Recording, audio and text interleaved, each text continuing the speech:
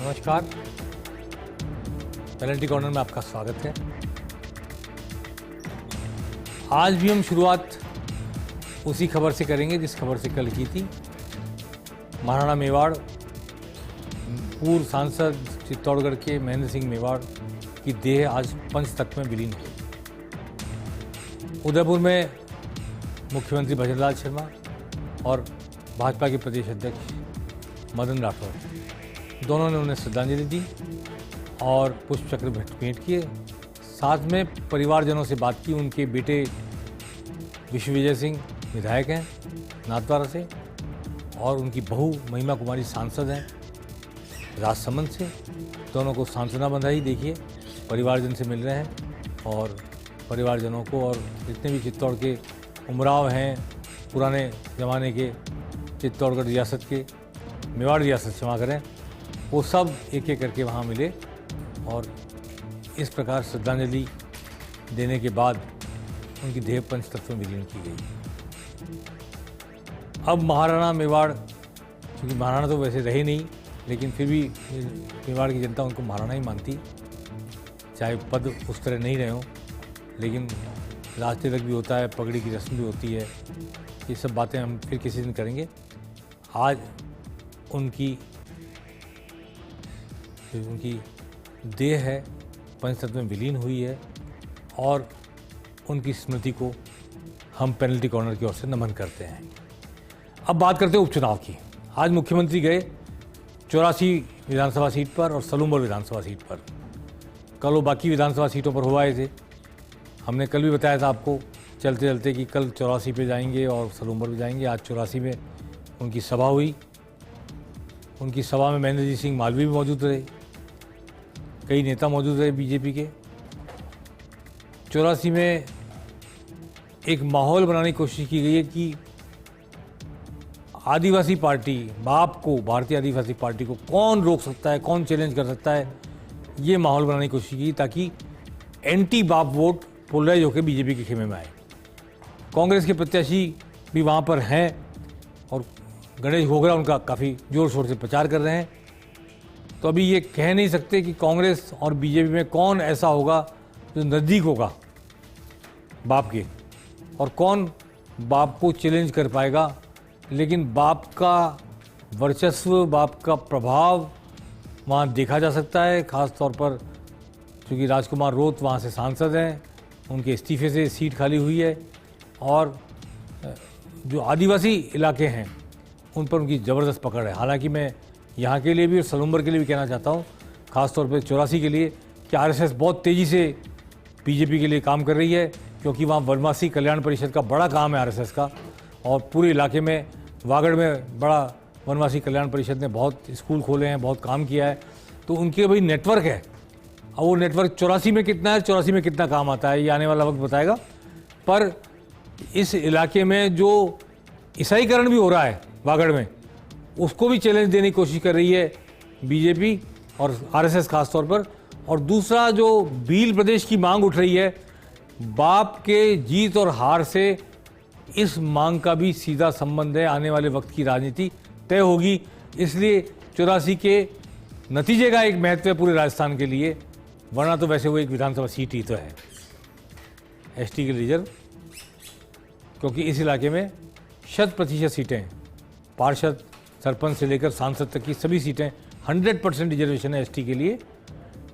TAP इलाके में आते हैं और इसलिए ट्राइबल इलाके में विशेष प्लानिंग के तहत इनको 100% रिजर्वेशन दिया हुआ है।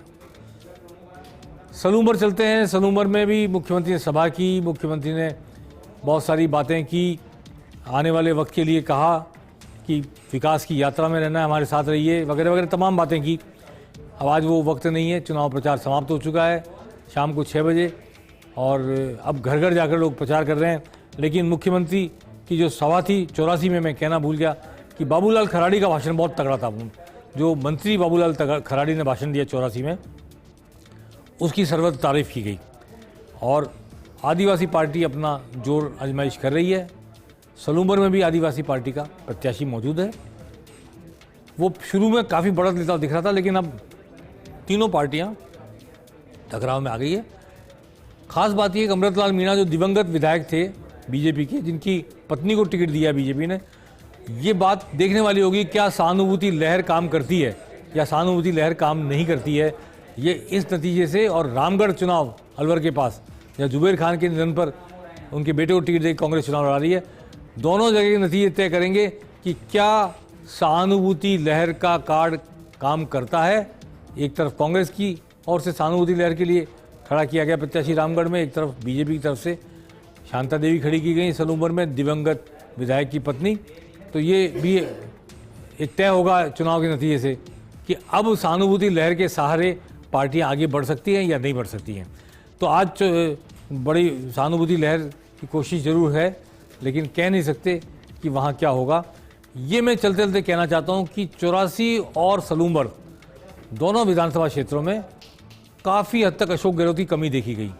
ये वो इलाके हैं जहाँ मुख्यमंत्री रहते हुए अशोक गहलोत ने काफ़ी काम भी किया, काफ़ी लोकप्रियता भी हासिल की और काफ़ी हद तक उनका आना जाना भी रहा।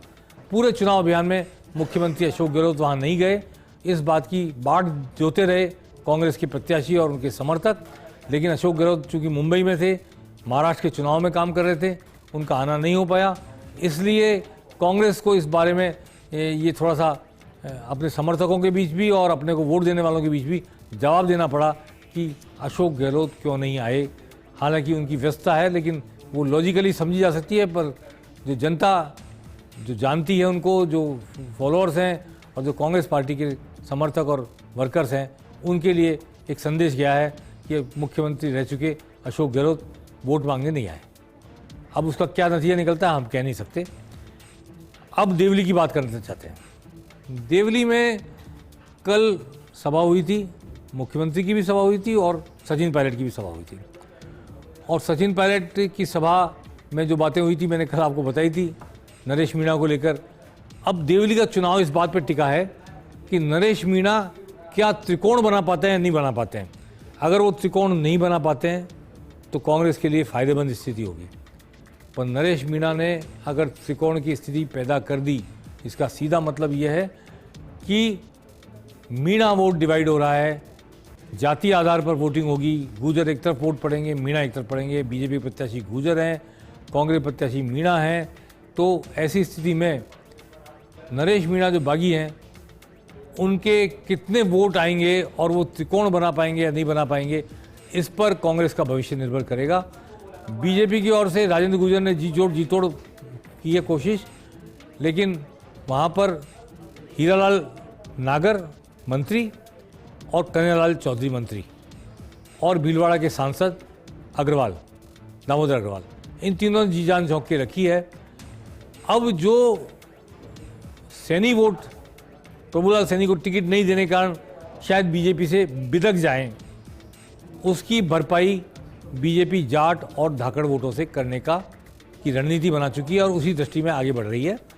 अब चूँकि आज विजय बैसला वहाँ गए थे, पूरे उपचुनाव में पहली बार विजय बैसला वहाँ गए, लेकिन विजय बैसला ने कोई चुनाव गतिविधि में भाग नहीं लिया, उपचुनाव की तरफ देखा भी नहीं, और उन्होंने केवल शादी समारोह में, जहाँ चूँकि वो उनके पिताजी सांसद का चुनाव लड़ चुके, किरोड़ी सिंह बैसला खुद विधायक का चुनाव लड़ चुके, बड़े रिश्ते नाते हैं उनके वहाँ पर लोगों से, तो इसलिए गुर्जर समाज की शादी ब्याह में और दूसरे सामाजिक समारोह में वो शामिल हुए, पर उपचुनाव की राजनीति की तरफ उन्होंने झांका भी नहीं, देखा भी नहीं। शायद उनको प्रत्याशी ने बुलाया भी नहीं होगा, ऐसा माना जाता है, क्योंकि जब विजय बैसला चुनाव लड़ रहे थे तो विजय बैसला का कहना है कि राजेंद्र गुर्जर ने उनकी तरफ नहीं देखा, इसलिए वो भी अब उनकी तरफ नहीं देख रहे हैं। लेकिन फिर भी जो मेहनत कन्हैयालाल चौधरी और हीरालाल नागर ने की है, साथ में भीलवाड़ा के सांसद ने की है, ऐसे बहुत सारे लोग हैं जो वहाँ लगे रहे, जुटे रहे, लेकिन फिर भी बहुत से लोग ऐसे भी हैं जो बीजेपी के होकर भी वहाँ वोट मांगने नहीं गए। इसलिए थोड़ी सी बीजेपी के खेमे में भ्रम की स्थिति है। कांग्रेस में तो ये है कि जो खिलाफत कर रहा हो सामने नरेश मीणा, पर बीजेपी में ये है कि जो साथ नहीं दे रहा वो साथ में दिख रहा जरूर रहा है। तो ये आने वाला वक्त बताएगा कि खिलाफत करने वाला सामने जो खड़ा है वो भारी पड़ेगा कांग्रेस पर, या पार्टी के प्रत्याशी के साथ होकर के या पार्टी के साथ होने का दावा करते हुए जो लोग साथ नहीं दे रहे हैं वो भारी पड़ेंगे। चुनाव नतीजा इस पर निर्भर करेगा। अब बात करते हैं हम दौसा की। दौसा में जातिवाद खुलकर सामने आ रहा है। चूँकि किरोड़ीलाल मीणा के भाई जगमोहन लाल मीणा खड़े हुए हैं, आरएस अधिकारी थे, आईएएस होते आज अगर राजनीति में नहीं उतरते, घर घर जाकर वोट मांगने के अलावा कल मुख्यमंत्री ने वहाँ रोड शो किया था बड़ा ज़बरदस्त, और एक खास वर्ग के लिए कहा जा रहा है कि मुख्यमंत्री के आने के बाद वो पॉजिटिव हुआ है। लेकिन अभी बहुत सारे वोटर ऐसे हैं जो ट्रेडिशनली कांग्रेस के वोटर थे, अब बीजेपी में आ रहे हैं। बहुत सारा वर्ग ऐसा भी है जो ट्रेडिशनली बीजेपी वोटर था, किंग करते हुए मूड है, इधर जाए या उधर जाए। जनरल सीट पर एक एसटी का कैंडिडेट है, एक एससी का कैंडिडेट है, और जनरल सीट पर जो जनरल वोटर है, ख़ास तौर पर जो सैनी वोटर हैं जिनके लिए बागचंद टाकड़ा बहुत मेहनत कर रहे हैं, और जो ब्राह्मण वोटर हैं जिनके लिए संदीप शर्मा जो कोटा दक्षिण के विधायक हैं, बिल्कुल मौन मूक रखे, कोई मीडिया में नहीं आए, कोई बाइट नहीं दी, कहीं अपने आप को दिखाया नहीं, छपाया नहीं। इन दोनों ने बहुत मेहनत की है। और जो बेडम है, जवाहर सिंह बेडम, राज्य मंत्री, गृह राज्य मंत्री, उन्होंने बहुत मेहनत की है इस इलाके में। अब वो मेहनत कितना रंग लाती है, कितना दिखती है, वो आने वाला वक्त बताएगा। सचिन पायलट के आने के बाद थोड़ा जोश आया है कांग्रेस के कार्यकर्ताओं में, लेकिन कांग्रेस का पूरा चुनाव अभियान सांसद Murarilal Meena single handedly deal कर रहे हैं, और यदा कदा वहाँ पे मंच पर ममता भूपेश दिख जाती हैं, लेकिन अदरवाइज सारा अभियान सांसद मुरारीलाल मीणा चला रहे हैं। और वो यहाँ से विधायक चुने गए थे, उनके इस्तीफे के बाद ही उपचुनाव हो रहा है, और वो भी सांसद हैं प्रेजेंट में, और वो कोशिश कर रहे हैं। लेकिन सामने मीणा समाज के एक बड़े दिग्गज परिवार के सामने क्या वो मीणा वोट डाइवर्ट कर पाएंगे कांग्रेस की तरफ, ये देखने वाली बात होगी। हालांकि ऐसा माना जा रहा है कि सचिन पायलट के आने के बाद गुर्जर वोट कांग्रेस के साथ पहले भी था विधानसभा चुनाव में, शायद आज भी वो गुर्जर वोट एकजुट होकर कांग्रेस साथ दे। लेकिन जातीय आधार पर वोटिंग अगर पूरे प्रदेश में कहीं देखी जा सकती है, सबसे ज़्यादा शब्द का इस्तेमाल कर रहा हूँ, वो आपको दौसा में देखने को मिलेगी। अब चलते हैं रामगढ़। रामगढ़ में हालांकि एक तरह से मुस्लिम सीट मानते हैं, और साफिया खान, जुबेर खान की पत्नी भी एमएलए रही हैं, जुबेर खान भी एमएलए थे, उनके निधन पर ये उपचुनाव हो रहा है। उनके बेटे आर्यन जुबेर को टिकट दिया गया है, और आर्यन जुबेर ने पूरी जी जान झोंकी है। वहाँ पर आमतौर पर चुनाव धर्म के आधार पर ध्रुवीकरण में बदल जाता है। केंद्रीय मंत्री भूपेंद्र यादव जो सांसद हैं अलवर से ही, वो वहाँ पर काफ़ी उन्होंने मेहनत की, पिछले 2 दिन से तो वहीं थे भूपेंद्र यादव। आज वो वहाँ से निकले हैं, और आज भूपेंद्र यादव निकल करके शायद मेरे को अंदाज है कि अजमेर में उनके परिवार में कोई विवाह है, उसमें गए हैं, वहाँ से फिर महाराष्ट्र जाएंगे क्योंकि महाराष्ट्र के प्रभारी हैं। वन मंत्री संजय शर्मा भी उनके साथ लगे रहे, पूरा जोर शोर से उन्होंने प्रचार किया, और एक तरह से सनातन वोट को, हिंदू वोट को काफ़ी हद तक पोलराइज करने की और एकजुट करने की कोशिश उन्होंने की है। यहाँ बीजेपी के सामने एक बड़ी बाधा ये आ गई है कि जो राजपूत होते हैं उनमें खास किस्म के राजपूत होते हैं, वो ओड राजपूत कहलाते हैं। काफ़ी संख्या में वोट है उनके, 40-50 हज़ार के बीच, और वो पूरी तरह बीजेपी ओरिएंटेड वोट है। वो कपास चुनने के लिए उनके मजदूर और उनके ड्राइवर का काम करने वाले लोग इस वक्त गुजरात और दूसरे इलाकों में चले जाते हैं। हालांकि उनकी लिस्ट बना करके बीजेपी ने बहुत कोशिश की है कि उनको किसी तरह जहाँ भी खेतों में काम कर रहे हैं वहाँ से लेकर आया जाए, उनका वोट डलवाया जाए। अब वो कितने ओड समुदाय के वोट बाहर से लाकर डलवा पाते हैं, ये एक चुनौती बीजेपी के सामने खड़ी हो गई है। दूसरा, अनुसूचित जाति के वोट। यहाँ एक बड़ी चुनौती अनुसूचित जाति के वोटों की यह है कि कांग्रेस की सांसद संजना जाटव, कांग्रेस सांसद भरोसेलाल जाटव और नेता प्रतिपक्ष विधानसभा में टीकाराम जूली, तीनों ही एसटी से आते हैं, और तीनों ने यहाँ डेरा डाला हुआ है। मैं आपको ये बताना चाहता हूँ, हालांकि आमतौर पर मेव और एससी के लोग एक दूसरे के साथ मेल मिलाप ज़्यादा नहीं करते हैं, लेकिन जब कांग्रेस को वोट डालने की बात आती है तो मेव के साथ साथ एससी के लोग भी वोट देते रहे। इसी तरह जुबेर खान, साफिया खान, ये सब जीतते रहे। अब बीजेपी ने कोशिश की है कि सनातन के लिए, हिंदुत्व के लिए, भगवा के लिए, राम मंदिर के लिए किसी तरह गैर मेव वोटों को एकजुट किया जाए जिसमें एससी के वोट शामिल हैं। लेकिन कांग्रेस ने जिन लोगों को लगा रखा है वो पूरी ताकत से लगे हुए हैं, और वहाँ पर जाट वोट भी कुछ है, विकास चौधरी किशनगढ़ के एमएलए वो भी वहाँ लगे रहे।